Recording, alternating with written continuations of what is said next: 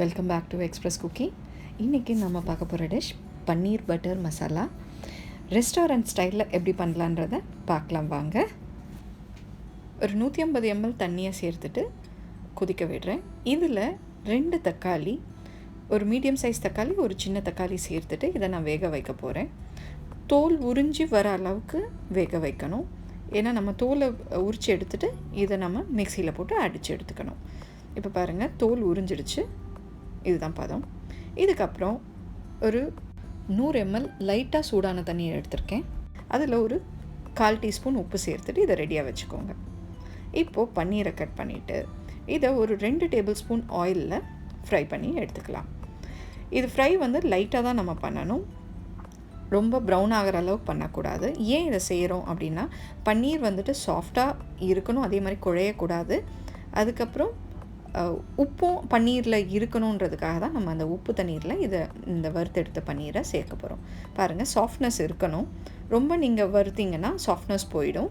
லைட்டாக வறுத்துட்டு இந்த உப்பு தண்ணீரில் சேர்த்துக்கோங்க. இப்போது ஒரு கடாயிலையோ இல்லை உங்களுக்கு தேவையான பாத்திரத்தில் இந்த பன்னீரில் மிச்சமான எண்ணெயை சேர்த்துக்கோங்க. அது கூட ஒரு 2 டேபிள் ஸ்பூன் எண்ணெயும் சேர்த்துட்டு அதில் ஒரு பட்டை, ஒரு அன்னாசி பூ துண்டு, 3 ஏலக்காய், இது கூட ஒரு 3 பெரிய வெங்காயத்தை பொடியாக நறுக்கி வச்சுருக்கேன். இப்போ இந்த பட்டை, அன்னாசி பூ, ஏலக்காய் இதை 3த்தையும் போட்டு ஒரு 30 செகண்ட் வறுத்து எடுக்கிறேன் சிறு தீயிலேயே. இதில் இப்போ பொடியாக கட் பண்ணி வச்ச இந்த வெங்காயத்தை போட்டு நல்லா பொன்னிறமாக வறுக்க போகிறோம்.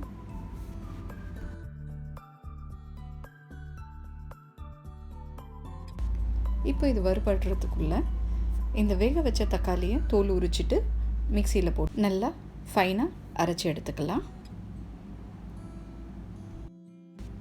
இப்போ நல்லா அரைச்சாச்சு. ஒரு 3/4 டேபிள் ஸ்பூன் இஞ்சி பூண்டு விழுது சேர்த்துட்டு இதை 1 நிமிஷம் ஃப்ரை பண்ண போகிறேன். ஃப்ரை பண்ணதுக்கப்புறம் இதில் ஒரு 1/2 டேபிள் ஸ்பூன் சிகப்பு மிளகாய் பொடியை சேர்க்கிறேன். சேர்த்துட்டு அதையும் லேசான தீயில் ஒரு 1 நிமிஷம் வறுத்து எடுக்க போகிறேன்.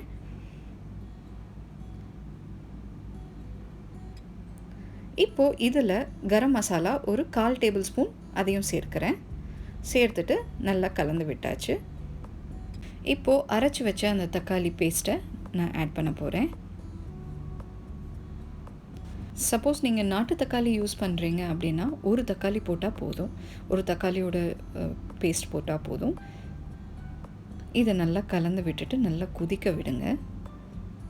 இது கொதித்து அப்படியே ஒரு கிரேவி மாதிரி ஃபார்ம் ஆகி வரும். இது கூட இதில் ஒரு 1/4 டேபிள் ஸ்பூன் உப்பு சேர்க்கிறேன். ஏற்கனவே பன்னீர்லேயும் நம்ம உப்பு சேர்த்துருக்குறோம், அதனால் 1/4 டேபிள் ஸ்பூன் தான் இதில் நான் சேர்க்கிறேன். இப்போ நல்லா கொதித்து வந்தாச்சு, திக்காக இருக்குது.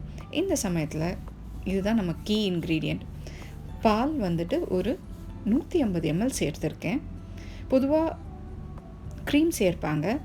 நம்ம வீட்டில் சட்டுன்னு செய்யும் போது நம்மக்கிட்ட க்ரீம் இருக்காது ஸ்டாக்கு. பால் ஒரு பெஸ்ட் ஆப்ஷன் உங்களுக்கு. பால் சேர்த்த உடனே அது நல்லா கொதித்து கொஞ்சம் திக்காய் வரும்போது இந்த பன்னீர் சேர்க்கிறேன். பன்னீர் சேர்த்துட்டு இதையும் நல்லா கொதிக்க விட போகிறேன். மறுபடியும் திக்காய் வரும். பன்னீர்லேயும் கொஞ்சம் தண்ணீர் இருக்கும், ஸோ அதனால் அதையும் திக்காக விடுங்க.